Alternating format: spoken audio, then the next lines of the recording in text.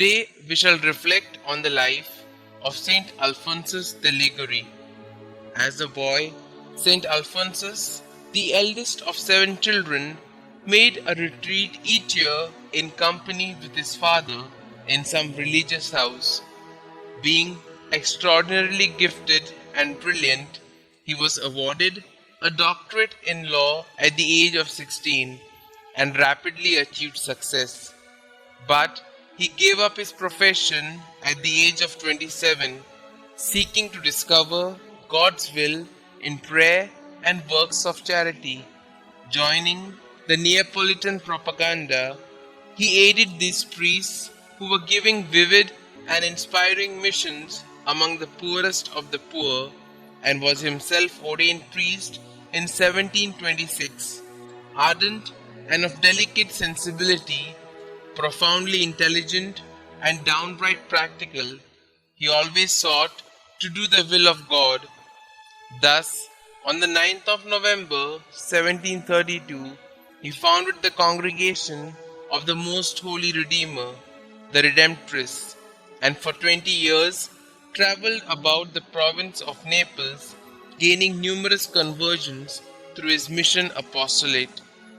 After the year 1752, he devoted himself steadily to writing. His great work on moral theology holds to the golden mean between the excessively lenient and the exaggeratedly rigorous schools of thought. This prince of moral theologians had a remarkable devotion to Our Lady and the Blessed Sacrament, and this spurred him to compose the many dogmatic and ascetical works for which he is famed. Of these, the Glories of Mary, the Way of Salvation, and the True Spouse of Christ are perhaps the best known, each abounding in practical and common sense suggestions. Alphonsus particularly favored short, effective petitions and acts of love. We have altogether 111 books and treatises from his pen, which have seen over 4,000 editions in over 60 languages. Thus, ever conscious that whereas on the one hand, piety without knowledge makes one useless, and on the other, knowledge without piety renders one arrogant, Alphonsus proved by example that sanctity and learning do in fact go together. When he was made Bishop of St Agata dei Goti, a small Neapolitan diocese, in the year 1762, he reformed his entire diocese, laboring zealously for 13 years.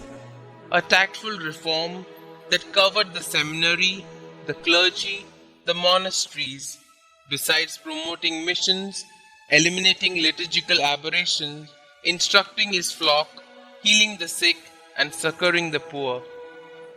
Weakened by severe austerities and the unbelievable scope and intensity of his pastoral work, Alphonsus was victim to a severe attack of gout and rheumatic fever, which left him partially paralyzed to the day of his death. Not until 1755, however, did the Pope acquiesce to his request to be relieved of his episcopal duties.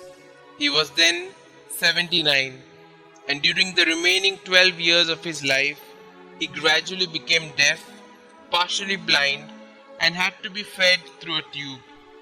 Worse still, in the year 1780, he was tricked into signing a submission for royal approval of his congregation, a submission that greatly altered the original rule approved by Pope Benedict XIV in the year 1749.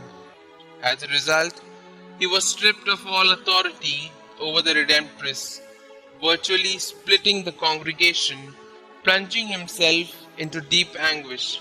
It was not until after his death that the issue was resolved, unity was restored, and the order expanded worldwide. Alphonsus died on the 18th of July 1787.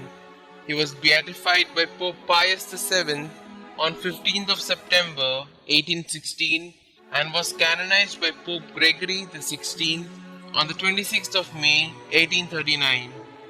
He was declared Doctor of the Church by Pope Pius IX on the 23rd of March 1871. The first and only professional moral theologian to have been canonized, St Alphonsus is the patron of teachers of moral theology and of confessors.